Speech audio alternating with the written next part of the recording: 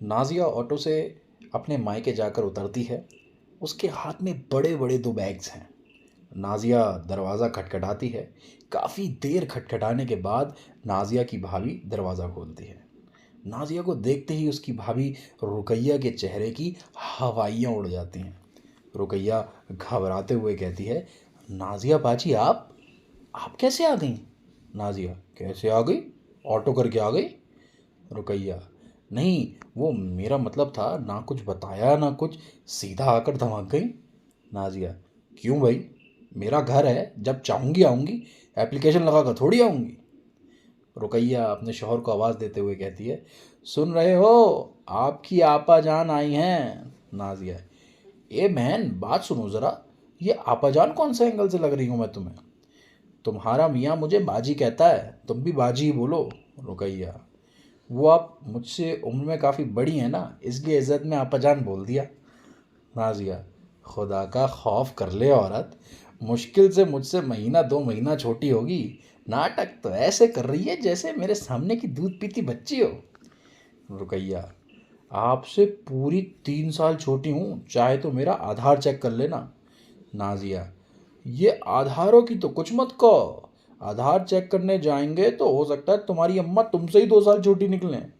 इतने में नाजिया का भाई नाजिम अंदर से निकल कर आता है और नाजिया को देखकर हैरान होते हुए कहता है, अरे बाजी, आप यहाँ कैसे?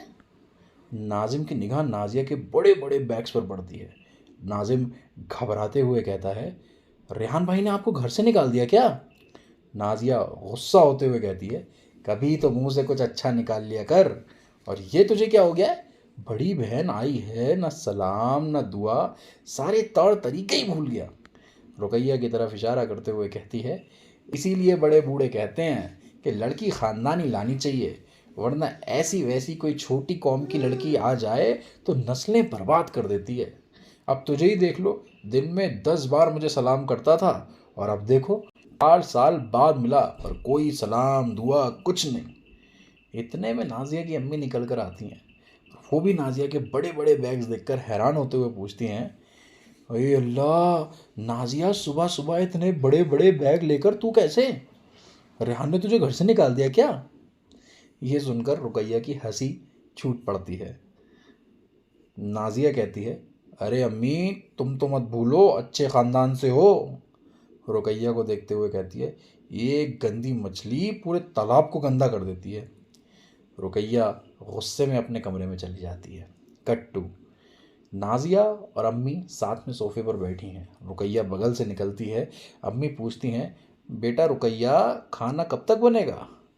नाजिया बाजी को भूख लग रही है। रुकैया, अम्मी आप तो देख ही रही हैं कितना काम है मुझे, अभी कपड़े धो रही हूँ, फिर घर की सफाई भी करनी है, और भी 50 काम हैं, अभी तो खाना बनने में वक्त लगेगा। बाजी को बोलिए ये भी कुछ काम कर ले, वो क्या है ना, खाली आदमी को भूख ज़्यादा लगती है। ये कहकर रुकैया चली जाती है। नाजिया, नाजिया, देख रही हो अम्मी, कैसे कट कट जबान चल रही तुम्हारी बहू की? तुमने सर चढ़ा लिया है, तुम्हें बहुओं को डील करना नहीं आता है। मैं इस घर में होती ना, तो ऐसे कान ऐंठ के रखती मैडम के, सारी अकड़ निकल जाती। कट्टू, रुकैया अपने शौहर नाजिम पर खिसियाते हुए कहती है, मुझे कुछ नहीं पता, सुबह होते ही रेहान भाई को फ़ोन करना है कि वो आकर इस झगड़े की मठिया को अपने घर लेकर जाएं, वरना मैं पहले ही बता रही हूँ, मैं भी अपने घर दोनों बच्चों को ले जाकर बैठ जाऊंगी। नाजिम रुकैया को समझाते हुए कहता है, कैसी बातें कर रही हो रुकैया, 4 साल बाद तो वो आई हैं, अब सुबह ही मैं अगर रेहान भाई को इन्हें ले जाने के लिए बोलूँगा तो क्या सोचेंगे वो हमारे बारे में? कुछ दिन रुक जाओ, हफ्ता भर बाद मैं खुद रेहान भाई को फ़ोन करके बुला लूँगा। ना रुकैया चौंकते हुए कहती है, हफ्ता भर? हफ्ता भर में तो ये औरत पाइप डालकर मेरा सारा खून चूस लेगी। नाजिम, रुकैया, अब तुम कुछ ज़्यादा ही रिएक्ट कर रही हो। रुकैया, मैं ज़्यादा रिएक्ट कर रही हूँ? तुम्हें पता ही क्या है, तुम तो सुबह सुबह नहा धोकर दुकान निकल जाओगे, और वो तुम्हारी बहन दिन भर मेरी सूरत पर नाचेगी। वैसे तो तुम्हारी अम्मा भी कम नहीं है, पर तुम्हारी बहन के सामने तो वो भी बेचारी सीधी मालूम पड़ती हैं। कट्टू, रुकैया कमरे से बाहर निकलती है और देखती है नाजिया और अम्मी बैठकर बिरयानी खा रही हैं। रुकैया खुश होते हुए कहती है, अरे आप लोगों ने खाना बना भी लिया, थोड़ी देर रुक जाती तो मैं खुद ही बना देती। बिरयानी तो माशाल्लाह बहुत लजीज लग रही है, मैं अभी हाथ धोकर आती हूँ। नाजिया रुकैया को टोकते हुए कहती है, अरे ओ मैडम, कहाँ चलनी हाथ धोने? तुम जाओ, तुम्हें अभी बहुत काम होंगे। कपड़े धोने होंगे, घर की सफाई करनी होगी, और भी 50 काम होंगे। जाओ आराम से काम निपटा लो, उसके बाद आराम से बनाती रहना अपना जो भी बनाना हो। रुकैया हैरानी में पूछती है, आराम से बना लेना मतलब खाना तो बन गया है ना? नाजिया, जिन खाली लोगों के लिए बना है वो बैठ के खा रहे हैं, बाकी काम करने वाले मेहनती लोग खुद मेहनत करके बना लें और खा लें। रुकैया चिढ़कर अपने कमरे में चली जाती है। नाजिया, देखा अम्मी कैसे मिर्च लगा दी मैंने इस पाकड़ी औरत के। बहुत जबान चल रही थी ना इसकी कल, मैं इसलिए कल खामोश बैठी थी कि बेटा अब तुझे मैं काम करके दिखाऊंगी।